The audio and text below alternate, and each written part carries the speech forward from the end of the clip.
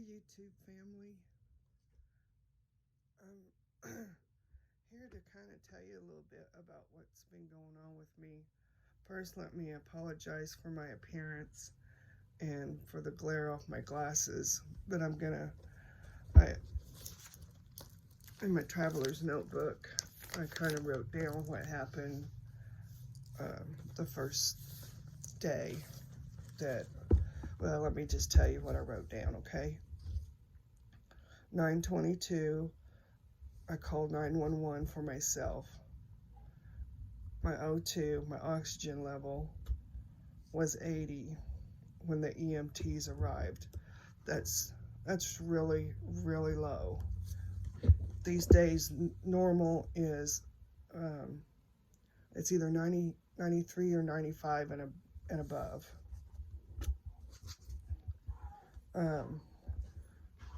So I went to the ER on the 22nd. So, when people ask, I told them I was diagnosed on the 22nd, but I wasn't. They didn't test me for COVID till after midnight. And so that made it the 23rd.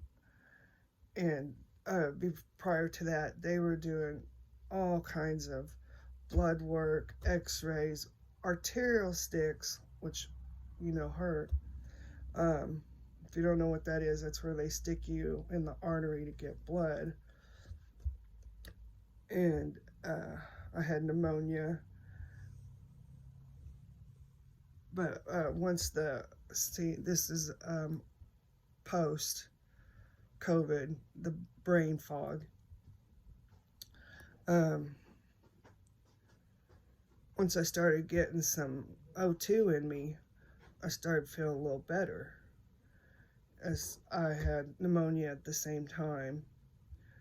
And I had no idea what was going on with my mom. I was so sick that I couldn't even look after her. So I was trusting my dad. My daughter and my grandson had COVID. Addison's boss had actually brought it to work to a meeting, knowing she had it, and gave it to, spread it there at work in this meeting. And even though Parker had it, he had no symptoms, but he's 3, and you can't keep him, a toddler at 3, quarantined to one bedroom.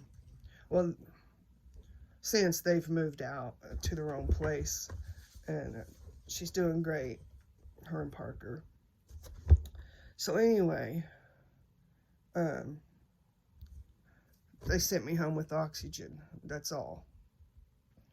They did not, prior to being positive, I was treated like a queen compared to what they did to me afterwards. When I became known to be positive, I was just taking up space.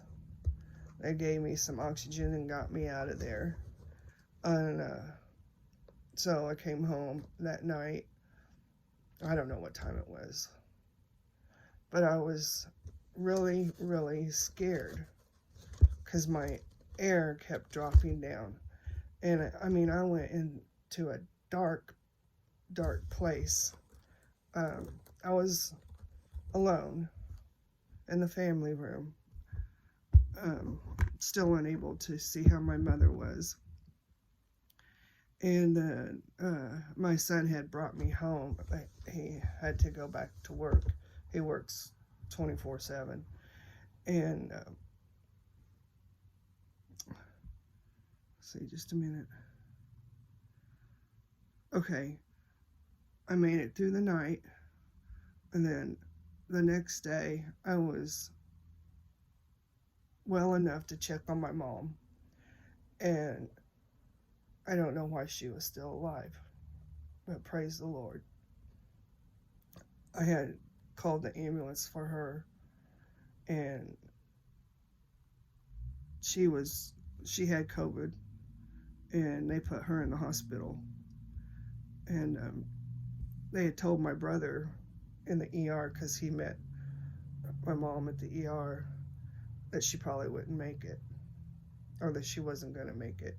Well, fooled them. She's thriving. She does get some home health. She gets a nurse that comes and sees her, and then she gets occupational therapy, and they help her with her shower. And she's getting Meals on Wheels. Okay, so I was quarantined for 2 weeks, and now I'm post-COVID. I had no idea what that was. Okay, one of my mom's nurses, when she come to see my mother and was checking her lungs, I said, "Are you allowed to listen to me?" And she is an RN, so she was allowed to. And she said, "Oh, you're really dense. You're in for the long haul." I said, "What do you mean?"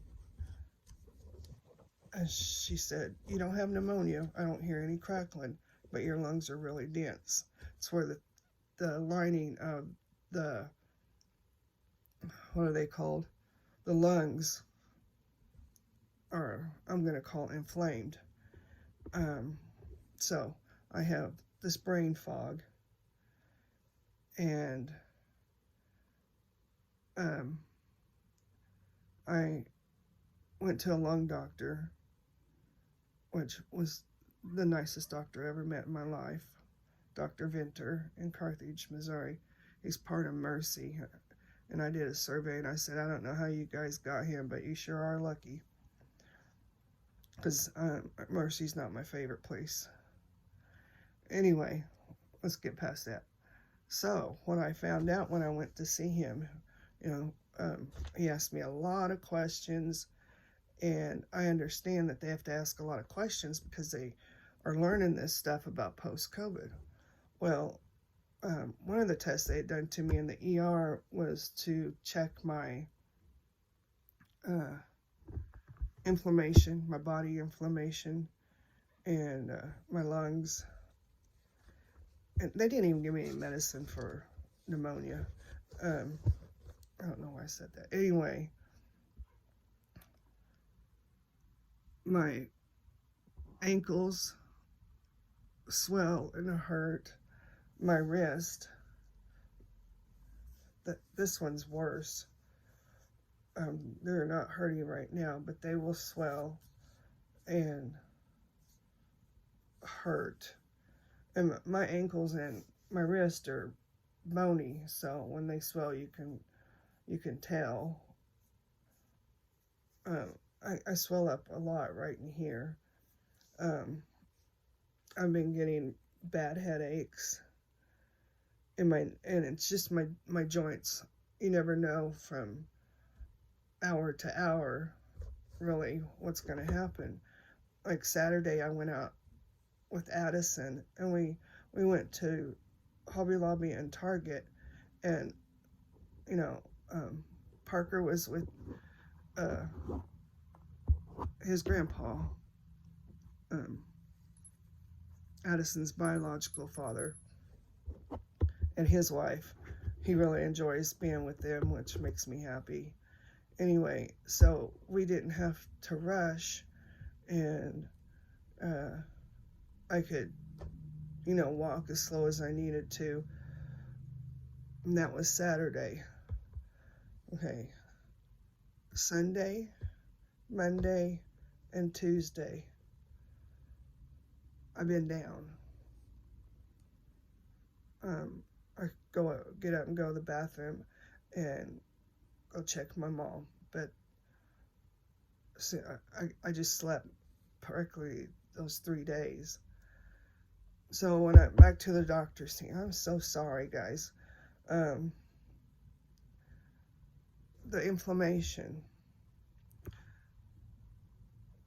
My inflammation in my body and in my lungs and in my body is 127. Normal inflammation, in the body is 5. I'm on taking lots of vitamins. I wouldn't say lots. I'm taking, I think, 5 or 6 that he wanted me to take. C, E, D, zinc. And this is what my doctors put on me to take. This is for me, Karis. I'm not telling anybody else to take this stuff. They're vitamins. And then there was something I had to order on Amazon. I don't remember how to say the name. But these things are good for the inflammation and for the brain fog. Now, he did tell me I can't drive. I go back and see him in 6 weeks. I will get better. It's going to take time. But I tell you right now, if it wasn't for the love of Jesus and all you people that don't even know me praying for me, I would not be here making this video. I don't want to cry. Okay. If you have any questions, just leave them down below. No, I can't smell. No, I can't taste. Maybe once in a while, but not often. My eyes get dry. The normal, not so much dry, but they get kind of they want more like a thickness. Let's see. So I think I made this video long enough. I'm sure I forgot a bunch of things. Oh, after I came home with the oxygen, 2 days later, Apria come and took it away from me, said my insurance wouldn't pay for it. And I said, that's hard for me to believe, or the hospital wouldn't send me home with it. But yeah, they took it. He's like, wait, your oxygen's at 92, you're fine. And that was the end of it. I think something else happened, I don't remember. Okay, so like I said, if you have any questions, leave them down below. I know this is the right time to tell you, but my birthday's this month, the 29th. I'm scared to say the number, but I'm going to be 59. I tried to be younger, but then that would have made me having my kids like at 12, and you know, that's not going to work. Anyway, I put up just a post that I was doing a giveaway, and you could just send me a birthday card, and then if you did a VR, you would get into a separate drawing. So if anybody does a VR, you'll go in that drawing, and if you send me a card, you'll go in that drawing. If you do both, you get into both. Don't know what the prizes are yet, but they will be nice. Anyway, this is a long video, but I just wanted to share my experience and what's going on with me. That's why I'm not doing a lot of videos, because too much time, I can't get my words out. So I love you guys very much. Thank you for staying with me. Welcome to all my new subbies, and I love you all very much. Bye.